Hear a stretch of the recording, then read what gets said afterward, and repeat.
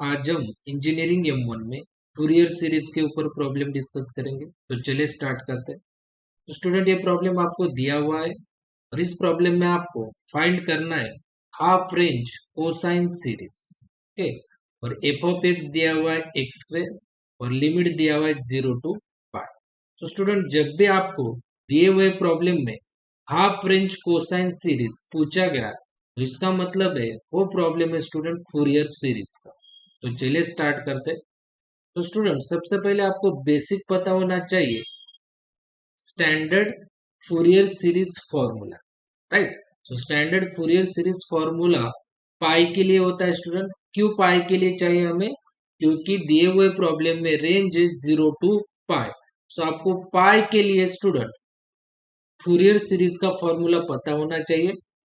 सो वो फॉर्मूला होता है स्टूडेंट, ये देखिए, एक फॉर्मूला है f of x equal to a0 upon 2 plus summation of n equal to 1 to infinity an cos nx plus bn sin nx। ये standard formula है।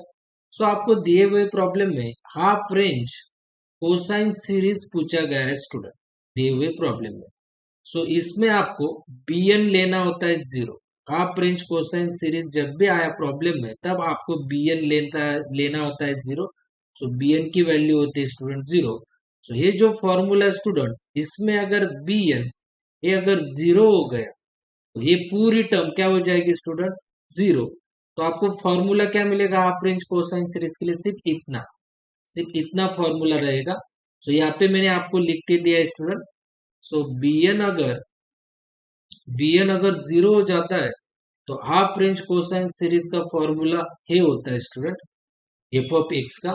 सो यही फॉर्मूला हमें यूज करना है स्टूडेंट दिए हुए प्रॉब्लम।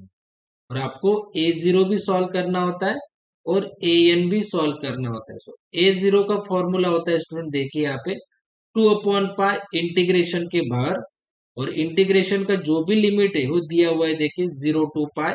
सो आपको यहाँ पे लेना है 0 to pi f of x D x. और an का फॉर्मूला होता है स्टूडेंट, an का 2 अपॉन पाई इंटीग्रेशन फिर से 0 to पाई लिमिट, और यहाँ पे एफ ऑफ एक्स लिखना है। और an के साथ में क्या है स्टूडेंट? cos nx। तो आपको एफ ऑफ एक्स के साथ में लिखना है cos nx स्टूडेंट, और dx। सो ये होता है स्टूडेंट an का फॉर्मूला, an का फॉर्मूला और a0 का, राइट। सो स्टूडेंट, सबसे पहले आपको स्टेप 1 में S1 मीन स्टेप 1 में एफ ऑफ एक्स दिया हुआ है एक्स स्क्वायर, आपको एज इट इज लिखना है।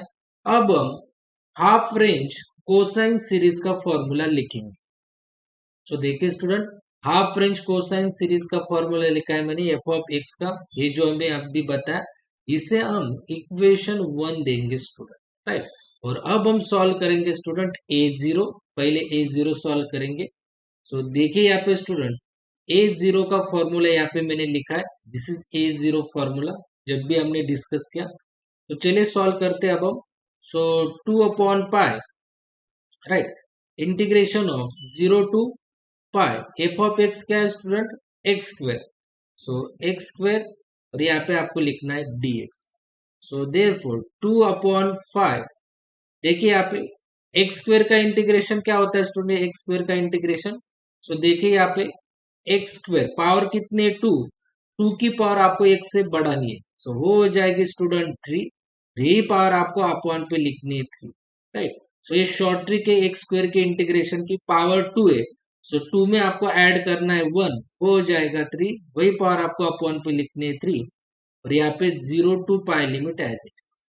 और स्टूडेंट, अब हम सिर्फ अपर लिमिट पुट करेंगे x की जगह, लोअर लिमिट पुट किया भी तो भी आंसर आपका 0 आएगा आके जाके। सो आप सिर्फ इतना याद रखिए, 0 to पाई में लिमिट सिर्फ पाई पुट करिए, 0 पुट नहीं भी किया तो भी चलता है, राइट। सो पाई एक्स की जगह, सो एक्स की जगह अगर हमने पाई पुट किया सो आंसर आएगा पाई क्यूब और अपॉन पे 3 एज इट इज, सिर्फ एक्स की जगह पाई। सो यहाँ पे देखिए स्टूडेंट, एक पाई कैंसिल हुआ और यहाँ पे एक पाई कैंसिल हुआ। सो आपका आंसर आएगा स्टूडेंट, देखिए a0 equals to a2 as it is. यहाँ पे कितने पाई बचे? 2। सो एक पाई कैंसिल हुआ, एक पाई कैंसिल हुआ, 3 पाई में एक पाई कैंसिल हुआ तो कितना बचेगा? 2, और यहाँ पॉइंट पे 3। सो ये वैल्यू मिली स्टूडेंट आपको a0 के, right. So this is value of a0। सो अब हम सॉल्व करेंगे स्टूडेंट an। सो an का फॉर्मूला देखिए यहाँ पे स्टेप 2 में। सो an का फॉर्मूला मैंने अभी आपको बताया 2/पाई integration of 0 to pi f of x into cos nx dx। This is an formula. So इसमें हम f of x पुट करेंगे स्टूडेंट। सो देखिए an इक्वल्स टू 2/पाई integration of 0 to pi f of x है x square. So x square into cos nx dx। So जिसे भी power है उसे हम u एज्यूम करेंगे u, और जिसे पावर नहीं है उसे हम v देंगे स्टूडेंट। देखिए ना यहाँ पे इंटीग्रेशन में एक्स स्क्वायर और cos nx दो अलग अलग टर्म है, तो यहाँ पे हम एडवांस्ड यूवी रूल अप्लाई करेंगे। अगर दो टर्म्स होगी इंटीग्रेशन में अलग अलग, तो उसमें अगर प्रोडक्ट होगा तो यहाँ पे हम advanced u into v rule apply करेंगे। तो जिसे पावर है उसे आप u एज्यूम करिए, और जिसे पावर नहीं उसे v, इतने आपको याद रखना है। अब मैं आपको एडवांस्ड यूवी रूल की शॉर्ट ट्रिक बताऊंगा। देखिए एडवांस यूवी रूल कैसे अप्लाई होता है। जो u है स्टूडेंट एक्स स्क्वायर, उसे आप एज इट इज लिखे, एक्स स्क्वायर को एज इट इज लिखे। अब cos nx का इंटीग्रेशन। सो cos nx का इंटीग्रेशन होता है स्टूडेंट, देखिए cos nx का इंटीग्रेशन होता है sin nx, और अपॉन पे आपको लिखना है x का कोएफिशिएंट। सो यहाँ पे x का कोएफिशिएंट क्या है स्टूडेंट, x का कोएफिशिएंट n है। सो वो आपको अपॉन पे लिखना ही है, सिर्फ इतना ही याद रखिए, राइट। अब हम लिखेंगे माइनस, राइट। सो एक्स स्क्वायर का डेरिवेटिव लिखेंगे स्टूडेंट। ये एडवांस यूवी रूल की शॉर्ट ट्रिक है। अब हम माइनस लेंगे यूवी रूल में। अब हम एक्स स्क्वायर का डेरिवेटिव लेंगे। एक्स स्क्वायर का डेरिवेटिव होता है स्टूडेंट 2x, जो पावर है 2 वो पहले लिखनी है और बाद में x। सो एक्स स्क्वायर का डेरिवेटिव 2x।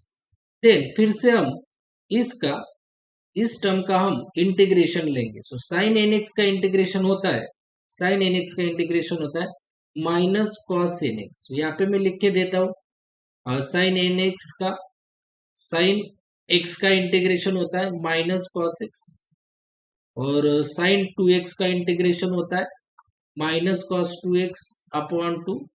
यहाँ पे मैं कॉस x का इंटीग्रेशन लिख के देता हूँ आपको साइन x, और cos 2x का इंटीग्रेशन होता है sin 2x अपॉन 2, राइट। जो भी कोएफिशिएंट होता है x का वो आपको अपॉन पे लिखना होता है। वैसे sin nx का अब हम इंटीग्रेशन लेंगे। देखिए sin nx का इंटीग्रेशन क्या है, माइनस कॉस nx, और अपॉन पे ये जो x का कोएफिशिएंट है n, इसे आपको अपॉन पे लिखना है, राइट। और पहले का n क्या हो जाएगा, n स्क्वायर। इतना आपको याद रखना है।